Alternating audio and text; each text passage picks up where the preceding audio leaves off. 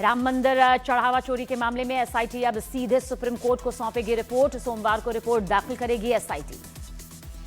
कर्नाटक के मैंगलोर में 21 साल की युवती की दिन दहाड़े चाकू मारकर हत्या। पूर्व प्रेमी चेतन पर हत्या का लगा आरोप। 4 साल पहले हुआ था ब्रेकअप। पश्चिम बंगाल के बहरमपुर में ट्रेन की टक्कर से 2 बच्चों समेत 3 की मौत। लापरवाही के आरोप में गेटमैन गिरफ्तार। राज्य सरकार ने 10 लाख के मुआवजे का ऐलान किया। ओडिशा के पुरी में जगन्नाथ रथ यात्रा के दौरान 2 श्रद्धालुओं की मौत। ओडिशा सरकार ने मौत की पुष्टि की। हालांकि भगदड़ जैसी घटना का ओडिशा सरकार ने खंडन किया। यूपी के बहराइच में नदी के किनारे से घड़ियाल ने 14 साल के बच्चे को दबोचा। खौफनाक वीडियो आया सामने। महाराष्ट्र के गोंदिया में आवारा कुत्तों का आतंक। स्कूल जाती बच्ची पर स्ट्रे डॉग ने किया जानलेवा हमला। बच्ची बुरी तरह जख्मी, इलाज जारी। कोलकाता एयरपोर्ट पर 136 साल पुरानी मस्जिद में लोगों के प्रवेश पर रोक के विरोध में प्रदर्शन। एयरपोर्ट के गेट नंबर 7 के पास धारा 163 लागू। भारी सुरक्षा बल की तैनाती। उत्तर प्रदेश के कानपुर में गंदगी के बीच बन रहे मोमो पर एक्शन। एफएसडीए की ने 3 फैक्ट्रीज को बंद कर दिया। 115 किलो चटनी को नष्ट कर दिया। 10,000 मोमो के सैंपल जांच के लिए भेजे गए। बिहार के सीवान में फायरिंग। पंचायत में विवाद के दौरान शख्स ने चलाई गोली। एक व्यक्ति गंभीर रूप से जख्मी। मध्य प्रदेश के मुरैना में रेफर होने के बाद एम्बुलेंस न मिलने पर जख्मी को बाइक पर ले गए परिजन। स्वास्थ्य व्यवस्था पर उठे सवाल। उत्तर प्रदेश के मेरठ में पूर्व प्रेमी ने युवती को मारी गोली। लड़की अस्पताल में भर्ती। आरोपी और उसके साथी फरार। उत्तर प्रदेश के बहराइच में नदी कटान से ग्रामीणों पर संकट आ गया है। कई घर नदी में समा गए। अपने ही मकान तोड़ने पर मजबूर हुए लोग। राम मंदिर मुद्दे पर सियासत तेज। उद्धव गुट के कार्यक्रम से पहले मंत्री नितेश राणे ने भगवान राम के नाम पर राजनीति करने का आरोप लगाया।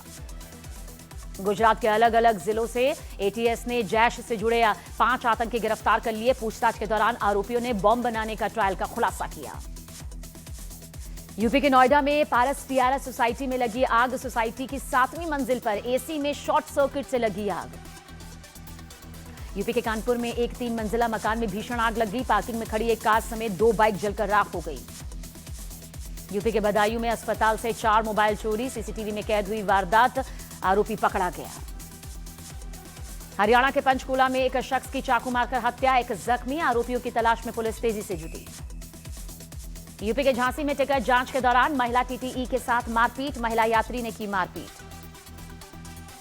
राजस्थान के झालावाड़ में प्रसव के बाद रेफर की गई महिला की अस्पताल पहुंचने से पहले ही मौत। परिजनों ने अस्पताल में जमकर हंगामा किया। मुंबई के मीरा रोड पर 13वीं मंजिल से गिरी क्रेन। हादसे में 3 लोग जख्मी। कई गाड़ियां भी तबाह हो गई। उत्तराखंड के रुद्रप्रयाग में खाई में गिरा ट्रक। हादसे में 2 लोगों की दर्दनाक मौत। यूपी के लखनऊ में नवविवाहिता का शव मिलने से हड़कंप मच गया। ससुराल वालों पर दहेज हत्या का केस। बिहार के मोतिहारी से 1500 लीटर अवैध देसी शराब का जखीरा बरामद। पुलिस ने छापेमारी में कई तस्करों को गिरफ्तार किया। भारत का most wanted Jaggu Bhagwanpuria gang का गैंगस्टर नीतीश कौशल अमेरिका से गिरफ्तार। एफबीआई ने किया गिरफ्तार। राष्ट्रपति द्रौपदी मुर्मू 19 से 25 जुलाई तक मोल्दोवा, नॉर्थ मैसेडोनिया और रोमानिया की राष्ट्रीय यात्रा पर रहेंगी। मोल्दोवा और नॉर्थ मैसेडोनिया जाने वाली पहली भारतीय महिला राष्ट्रपति होंगी अब द्रौपदी मुर्मू। श्रीकृष्ण पर मौलाना जर्जिस अंसारी के विवादित बयान को लेकर यूपी में विरोध तेज। लखनऊ से मथुरा तक कई जिलों में 95 शिकायतें दर्ज हो चुकी हैं। देश की पहली हाइड्रोजन ट्रेन का हुआ उद्घाटन। जींद और सोनीपत के बीच चली हाइड्रोजन ट्रेन। पीएम मोदी ने दिखाई हरी झंडी। कांग्रेस नेता के संस्कृत भाषा को लेकर विवादित बयान पर भड़के महंत राजू दास बोले यह आस्था के खिलाफ है। मौलाना जर्जिस अंसारी के बयान पर मौलाना शहाबुद्दीन का पलटवार। कहा हिंदुओं की आस्था के साथ खिलवाड़ किया। राम मंदिर चढ़ावा चोरी मामले में आरोपी टिन्नू यादव की कंस्ट्रक्शन कंपनी का खुलासा। पत्नी के नाम पर कंपनी में आरोपी टिन्नू था ठेकेदार। बिहार के किशनगंज से कांग्रेस सांसद मोहम्मद जावेद का संस्कृत भाषा को लेकर विवादित बयान। मोहम्मद जावेद ने संस्कृत को देश के बाहर से आई भाषा बताया। महाराष्ट्र के वर्धा में 12 साल की मासूम का रेप और हत्या के मामले में आरोपी की पेशी। रेप के बाद पत्थर से सिर कुचलकर हत्या का आरोप। 1994 बैच के आईपीएस अनुराग कुमार बने दिल्ली पुलिस के नए कमिश्नर। सतीश गोलचा को पद से रिटायरमेंट से पहले ही हटाया गया। दिल्ली में जल्द लागू होगी स्मार्ट पीडीएस परियोजना। क्यूआर कोड, फेस स्कैन और ऑनलाइन ट्रैकिंग से राशन कार्ड होगा पूरी तरह डिजिटल। दिल्ली में पूर्व सीएम आवास को लग्जरी होटल की तर्ज पर चलाने की तैयारी, सरकारी बैठकों के लिए भी रिजर्व रहेगा। बद्रीनाथ धाम में श्रद्धालुओं का सैलाब, जुलाई में अब तक 15 लाख श्रद्धालु पहुंचे। कर्नाटक के धारवाड़ में एक डॉक्टर की चाकू मारकर बेरहमी से हत्या, वारदात में बेटा भी गंभीर रूप से जख्मी, पत्नी पर हत्या का शक। यूपी के फिरोजाबाद में आधा दर्जन दबंगों ने घर पर जमकर पथराव किया, हमले में 6 से ज्यादा लोग जख्मी हो गए। बिहार के गयाजी में 30 फीट गहरे बोरवेल में गिरे मासूम का रेस्क्यू, 7 घंटे बाद आखिरकार बचाया जा सका। बिहार के भागलपुर में निर्माणाधीन 4 लेन सड़क पर आई 40 मीटर लंबी दरार, ठेकेदार ने आनन फानन में दरारों को सीमेंट से भरकर लीपापोती का किया प्रयास, मंत्री ने दिए जांच के आदेश। झारखंड के बोकारो में साइबर अपराध से जुड़े एक अंतर्राज्यीय गिरोह का पर्दाफाश, पुलिस ने 9 साइबर अपराधियों को धर दबोचा। बिहार के मुजफ्फरपुर में नाबालिग महिला खिलाड़ी से छेड़खानी करने वाला रग्बी कोच गिरफ्तार, पॉक्सो और SC/ST एक्ट में पुलिस ने कार्रवाई की। बिहार के बक्सर में जमीन विवाद में सरपंच की लाठी डंडे से पीटकर हत्या, सरपंच के 2 बेटे भी गंभीर रूप से जख्मी, गुस्साए परिजनों ने सड़क जाम किया। दिल्ली के बुराड़ी में एक घर में मिला युवक युवती का शव, लड़की की हत्या कर खुद को गोली मार आत्महत्या की आशंका, 1 महीने से किराए पर रह रहे थे दोनों। दिल्ली में SIR एक्सरसाइज के समय BLO से हुई बदतमीजी, पुलिस ने 4 लोगों को हिरासत में लिया। मुंबई से सटे मीरा रोड में निर्माणाधीन इमारत की 13वीं मंजिल से क्रेन गिरने से एक युवक की मौत, 3 लोग जख्मी, कई गाड़ियां क्रेन के नीचे दब गई। बिहार के मुजफ्फरपुर में 2000 रुपए को लेकर भाई की पीटकर हत्या कर दी गई, पुलिस ने आरोपी को गिरफ्तार किया। उत्तर प्रदेश के आगरा में खतरनाक स्टंट करता दिखा ऑटो रिक्शा चालक, 20 सड़क पर स्टंट कर रिक्शा चालक ने यातायात नियमों की धज्जियां उड़ाई। छत्तीसगढ़ के अंबिकापुर में कोतवाली के सामने एक महिला से चेन स्नैचिंग की वारदात सामने आई, वीडियो वायरल होने के बाद पुलिस की सुरक्षा पर सवाल उठे। मॉनसून सत्र से पहले दिल्ली में एनडीए की अहम बैठक हुई, रक्षा मंत्री राजनाथ सिंह के आवास पर देखिए एनडीए की अहम बैठक हुई और बैठक में मॉनसून सत्र की रणनीति को लेकर मंथन किया गया। मॉनसून सत्र में कई अहम बिल देखिए सरकार लेकर आने वाली है जो सदन के पटल पर रखे जाएंगे। 20 जुलाई से मॉनसून सत्र शुरू हो रहा है जो कि 13 अगस्त तक चलेगा और इसी को लेकर यह बैठक बेहद खास मानी जा रही है। कई अहम विधेयक हैं जिन्हें लेकर एक बड़ी रणनीति यहां पर एनडीए के महामंथन के जरिए यहां पर तय की गई है।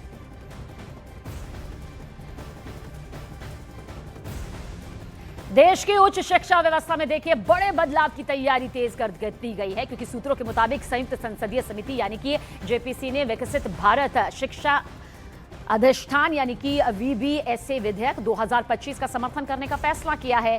हालांकि समिति ने स्पष्ट किया, साफ किया कि कुछ सुधारों के साथ शैक्षणिक स्वायत्तता, राज्यों की भूमिका और पारदर्शिता सुनिश्चित करने के लिए मजबूत कानूनी सुरक्षा का प्रावधान भी जरूरी होगा। इस विधेयक का उद्देश्य UGC, AICTE और NCTE जैसी अलग अलग संस्थाओं की जगह एक संस्था VBSA का गठन करना है और दिसंबर 2025 में इसे लोकसभा में पेश किया गया था और फिर इसे 31 सदस्यीय JPC में चर्चा के लिए भेज दिया गया था। अब JPC की रिपोर्ट 20 जुलाई को सदन के आगामी मॉनसून सत्र के पहले दिन अपनाई जाएगी।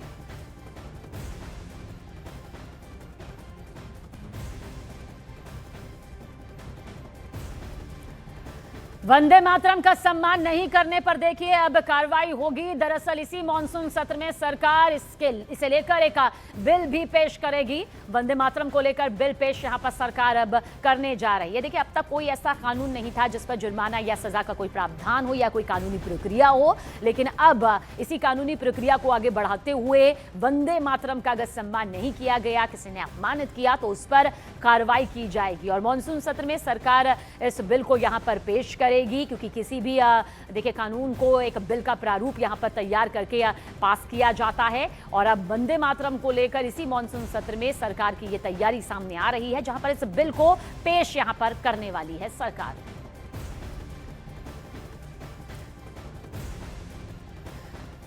और हमारे दो सहयोगी इस वक्त हमारे साथ मौजूद है। अमित पांडे हमारे साथ मौजूद है, वहीं पर अरुण सिंह भी हमारे साथ है। लेकिन सबसे पहले अमित आपकी तरफ रुख करेंगे। वंदे मातरम को लेकर देखिए अगर इसे सम्मान नहीं दिया जाता है, किसी तरह के अपमानजनक शब्दों का इस्तेमाल किया जाता है तो फिर कानूनी तौर पर अब कार्रवाई हो सकती है। इसे लेकर मॉनसून सत्र के इस पटल पर सरकार किस तरह का बिल ला सकती है?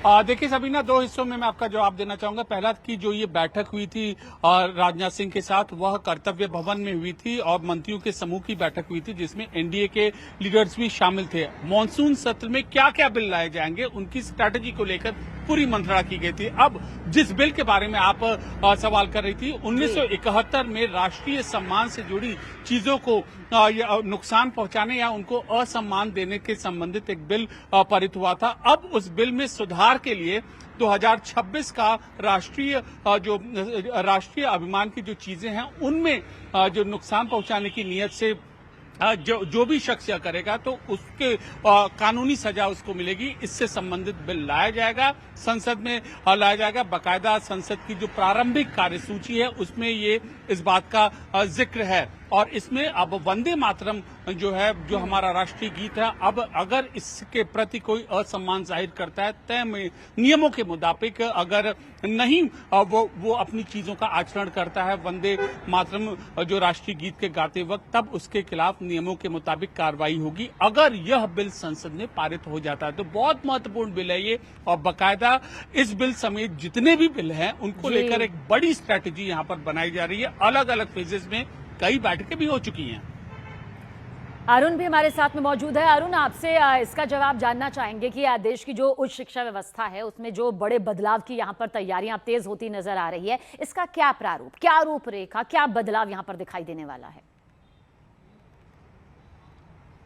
देखिए, शिक्षा नीति को लेकर पहले से ही विपक्ष हमलावर है और नई जो एजुकेशन पॉलिसी है जिसको धर्मेंद्र प्रधान के कार्यकाल में लागू किया गया और प्रधानमंत्री ने परीक्षा पे चर्चा में काफी उसकी तारीफ की थी। लेकिन इन दिनों धर्मेंद्र प्रधान थोड़ा सा कमजोर स्थिति में नजर आ रहे हैं, क्योंकि जिस तरह से विपक्ष हमला कर रहा है, उनका इस्तीफा मांग रहा है। नीट का जो पेपर लीक हुआ था या जितने भी देश भर में पेपर लीक हुए, एनटीए को लेकर के सवाल खड़े हो रहे हैं। तो इस बीच में जो बिल है वो काफी महत्वपूर्ण है। लेकिन जो सबकी निगाहें थी वो इस पर थी कि क्या 130वां और 131वां संविधान संशोधन बिल इस मॉनसून सेशन में आएगा। तो इसका जवाब अभी की जो कार्यसूची उसमें ना है, यानी जो प्रधानमंत्री हो या मुख्यमंत्री हो 30 दिन तक लगातार अगर जेल में रह गए तो उनका पद स्वतः ही समाप्त हो जाता था। वो बिल भी नहीं आ रहा इस समय। और दूसरा जो डिलिमिटेशन वाला बिल था, नारी शक्ति वंदन अधिनियम के समय जो आया था, जो डिफीट हो गया था, वो भी नहीं आ रहा है फिलहाल। लेकिन संशोधित कार्यसूची जो है वो कभी भी प्रकाशित हो सकती है। बिजनेस एडवाइजरी कमेटी में सरकार प्रस्ताव ला सकती है और उन बिलों को ला सकती है, उसकी संभावना अभी है। लेकिन फिलहाल के लिए वो दोनों बिल नहीं आ रहे हैं, ऐसा कहा जा सकता है। लेकिन इस मॉनसून सेशन में आप एक चीज देखिएगा, तस्वीर काफी बदली होगी। पिछला जो रिकॉर्ड था, 298 वोट सरकार के साथ थे, 230 खिलाफ थे। लेकिन जिस तरह से तृणमूल कांग्रेस के 20 सांसद जा चुके हैं, 6 शिवसेना यूबीटी के जा चुके हैं, तो अब एनडीए तो 300 के ऊपर चला गया, 319। लेकिन अब इंडिया ब्लॉक काफी कमजोर नजर आएगा इस बार। और तृणमूल कांग्रेस के 20 सांसदों के जाने के बाद जो इस तरह से रोज हल्ला हंगामा या जिस तरह से विरोध प्रदर्शन होता था सीढ़ियों पर, वो भी कमजोर नजर आएगा।